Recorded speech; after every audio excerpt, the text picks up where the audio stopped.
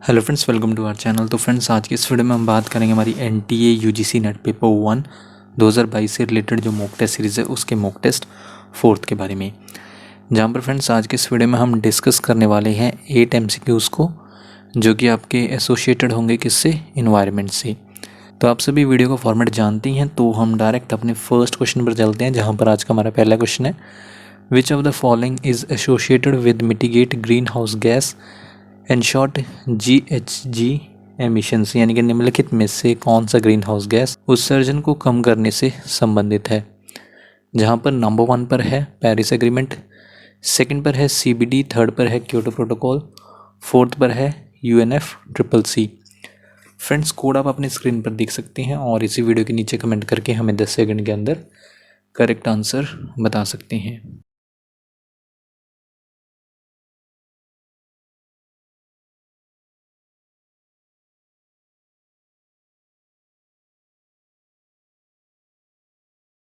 इनमें से correct code है कोड D, जहाँ पर कोड D के according third and fourth, third पर है क्योटो प्रोटोकॉल और फोर्थ पर है UNFCCC।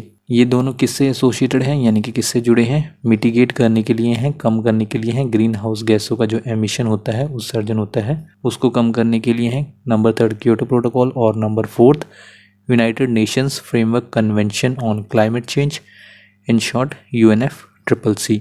तो फ्रेंड्स, इस क्वेश्चन को हम थोड़ा डिस्कस कर लेते हैं। सबसे पहले, most abundant greenhouse gases कौन सी हैं अर्थ के एटमॉस्फेयर में, यानी कि पृथ्वी के वायुमंडल में सर्वाधिक सबसे ज़्यादा मात्रा में पाए जाने वाली ग्रीन हाउस गैसें कौन सी है। सबसे पहले है वाटर वेपर, जो कि 36 to 72% है अर्थ के एटमॉस्फेयर में। देन इसके बाद कार्बन डाइऑक्साइड, जो 9 to 26% है।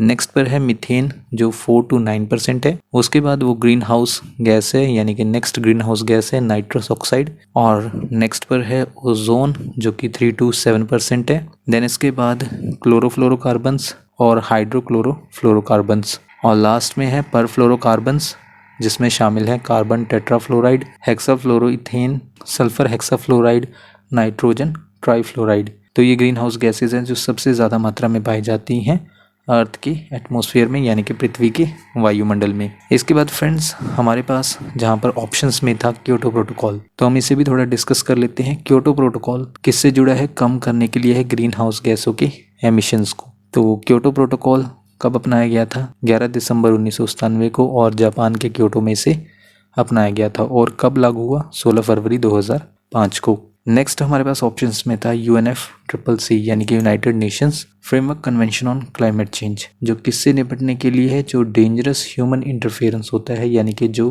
खतरनाक मानव जनित हस्तक्षेप होता है किसके साथ, क्लाइमेट सिस्टम के साथ।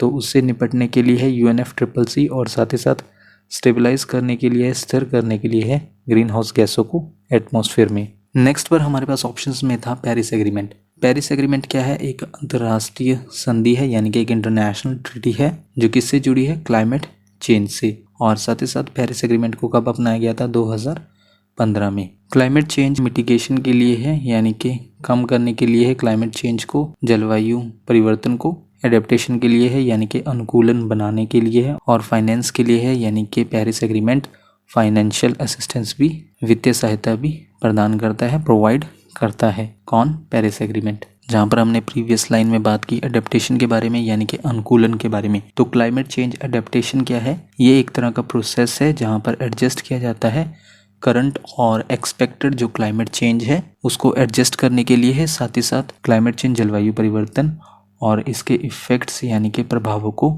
एडजस्ट करना है।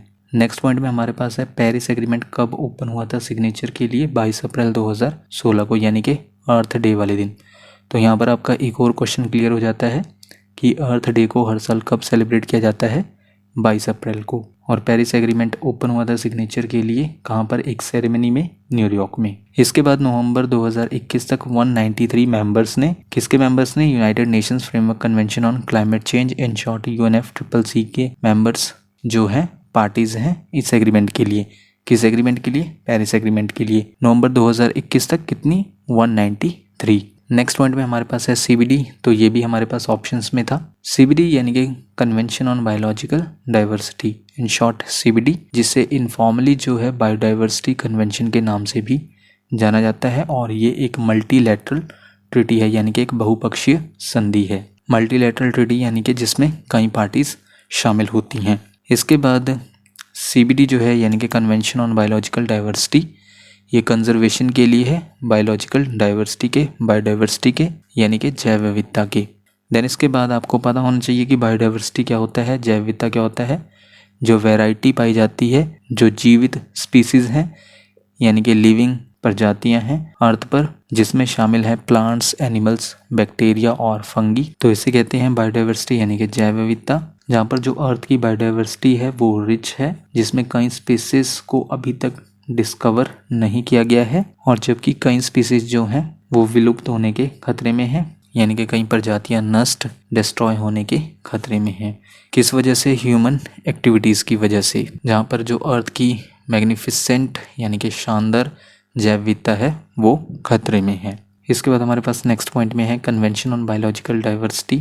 ओपन हुआ था सिग्नेचर के लिए कहाँ पर? अर्थ समिट में, और अर्थ समिट कहाँ पर हुआ था? ब्राज़ील के रियो डी जनेरियो में 5 जून 1992 को। तो convention on Biological diversity open हुआ था सिग्नेचर के लिए 5 जून 1992 को, और कब लागू हुआ? 29 दिसंबर 1993 को। 1993 में ये लागू हुआ CBD। इसके बाद इसके 2 सप्लीमेंट्री एग्रीमेंट्स हैं। कौन कौन से? एक तो कार्टेजेना प्रोटोकॉल और दूसरा है नागोया प्रोटोकॉल। इसके बाद हमारा नेक्स्ट क्वेश्चन है, क्वेश्चन नंबर 2 में आपको बताना है which is known as Earth Summit, यानी कि पृथ्वी शिखर सम्मेलन के रूप में किसे जाना जाता है?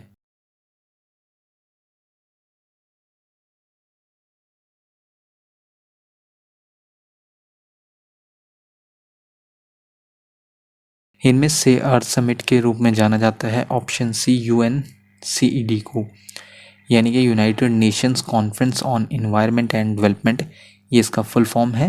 इसे अर्थ समिट के रूप में भी जाना जाता है, यानी कि ऑल्सो नोन एज पृथ्वी शिखर सम्मेलन, जो हुआ था ब्राज़ील के रियो डी जनेरियो में 3 से 14 जून के बीच 1992 में। और ये ग्लोबल कॉन्फ्रेंस यानी कि वैश्विक सम्मेलन किस ओकेजन पर हुआ था? जब 20 एनिवर्सरी थी फर्स्ट ह्यूमन इन्वायरमेंट कॉन्फ्रेंस की, और फर्स्ट ह्यूमन इन्वायरमेंट कॉन्फ्रेंस कहाँ पर हुआ था? स्वीडन के स्टॉकहोम में 1972 में। इसके बाद हमारा नेक्स्ट क्वेश्चन है, question number 3, which of these convention has not been open for signature at the Earth Summit 1992, यानी कि इनमें से कौन सा सम्मेलन 1992 के पृथ्वी शिखर सम्मेलन में हस्ताक्षर के लिए नहीं खोला गया है?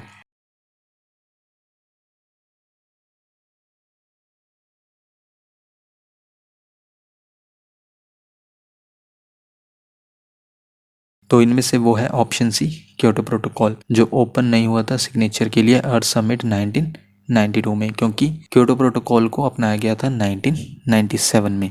देन इसके बाद जो कन्वेंशन ओपन हुए थे सिग्नेचर के लिए अर्थ समिट 1992 में, तो वो है नंबर 1 पर है Convention on Biological Diversity, number 2 पर है United Nations Framework Convention on Climate Change and short UNFCCC, third पर है United Nations Convention to Combat Desertification. तो ये तीनों कन्वेंशन ओपन हुए थे सिग्नेचर के लिए अर्थ समिट 1992 में। नेक्स्ट क्वेश्चन है, question number 4, mark the important outcome या फिर आउटकम्स ऑफ अर्थ समिट 1992, यानी कि पृथ्वी शिखर सम्मेलन 1992 के महत्वपूर्ण परिणाम या फिर परिणामों को चिन्हित करें। नंबर 1 है, सबसे पहले है Rio Declaration on Environment and Development, second पर है फॉरेस्ट प्रिंसिपल्स, थर्ड पर है बर्न कन्वेंशन, नंबर 4 है एजेंडा 21। फ्रेंड्स, कोड आप अपने स्क्रीन पर देख सकते हैं और इसी वीडियो के नीचे कमेंट करके हमें 10 सेकंड के अंदर करेक्ट आंसर बता सकते हैं।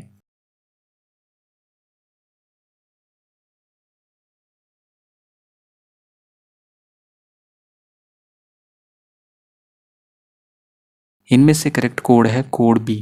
कोड बी के according first, second, fourth, first पर है Rio Declaration on Environment and Development, second पर है फॉरेस्ट प्रिंसिपल्स और फोर्थ पर है एजेंडा 21। तो ये तीनों इम्पॉर्टेंट आउटकम्स हैं, यानी कि महत्वपूर्ण परिणाम हैं अर्थ समिट 1992 के। सबसे पहले है Rio Declaration on Environment and Development, second पर है एजेंडा 21 और थर्ड पर है फॉरेस्ट प्रिंसिपल्स।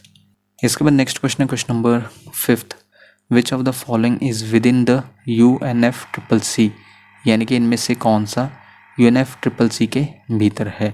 नंबर 1 है क्योटो प्रोटोकॉल, सेकंड है Montreal protocol, third Vienna convention, fourth है पेरिस एग्रीमेंट। फ्रेंड्स कोड आप अपने स्क्रीन पर देख सकते हैं।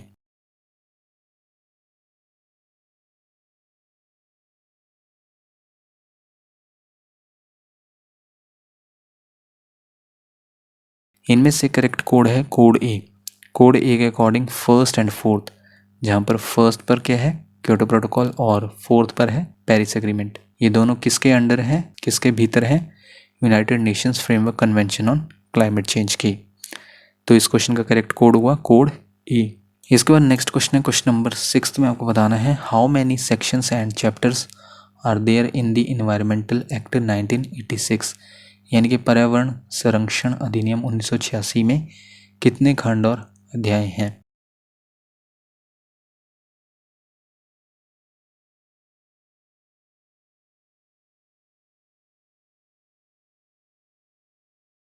इनमें से ऑप्शन सी 26 सेक्शंस हैं और 4 चैप्टर्स हैं किसमें, इन्वायरमेंटल प्रोटेक्शन एक्ट 1986 में। नेक्स्ट क्वेश्चन है question number 7th, what is the theme for world wetland day 2021, यानी कि विश्व आर्द्रभूमि दिवस 2021 की विषय क्या है।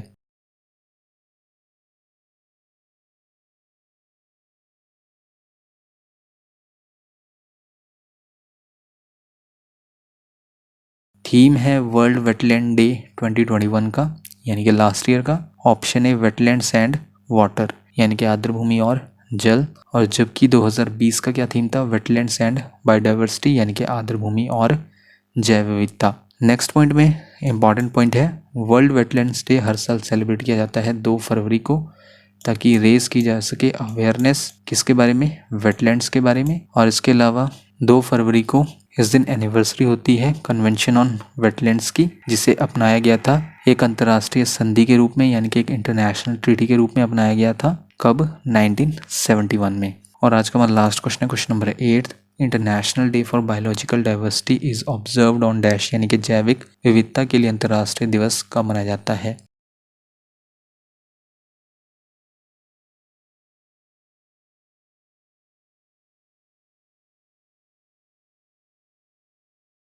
International Day for Biological diversity इसे हर साल सेलिब्रेट किया जाता है, ऑप्शन बी 22 मई को। और 2021 यानी कि पिछले साल का थीम क्या था, we are part of the solution, यानी कि हम समाधान का हिस्सा हैं। और जबकि 2020 का थीम क्या था, International Day for Biological Diversity का, our solutions are in nature, यानी कि हमारे समाधान प्रकृति में है। और इस दिन का एम क्या है, इंक्रीज करना अंडरस्टैंडिंग और अवेयरनेस किसके बारे में, बायोडाइवर्सिटी इश्यूज के बारे में, यानी कि जैव विविधता के मुद्दों की समझ और जागरूकता बढ़ाने के लिए इस दिन को सेलिब्रेट किया जाता है। कब, 22 मई को। और किस दिन को, international Day for Biological diversity को, यानी कि जैव विविधता के लिए अंतर्राष्ट्रीय दिवस को। तो फ्रेंड्स ये थी हमारी आज की वीडियो, जहाँ पर हमने 8 MCQs को कवर किया इन्वायरमेंट से रिलेटेड। आप हमें इसी वीडियो के नीचे कमेंट करके बता सकते हैं कि आपने टोटल क्वेश्चंस यानी कि 8 क्वेश्चंस में से कितने क्वेश्चंस को करेक्ट मार्क किया। नेक्स्ट वीडियो आपको जल्दी चैनल पर मिल जाएगी। So thank you friends for watching this video.